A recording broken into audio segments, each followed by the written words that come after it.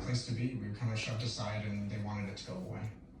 This man is among those who fought for recognition. He's one of the first cases from 2016.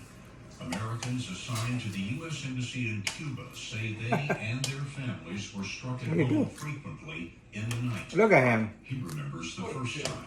And that night, all the dogs started kicking off in the neighborhood, barking, which is very unusual. He's trying to get the seeds. And then it's just loud sound. No, P. Filled my room. That's enough. My head was slowly starting to get crushed. We agreed not to use his name. He is not allowed to say what federal agency he worked for. And then severe ear pain started. So I liken it to if you put a Q-tip too far and you bounce off your eardrum. Well, imagine taking a sharp pencil and just kind of poking that. It was very jarring and painful. And eventually I started blacking out. With the first public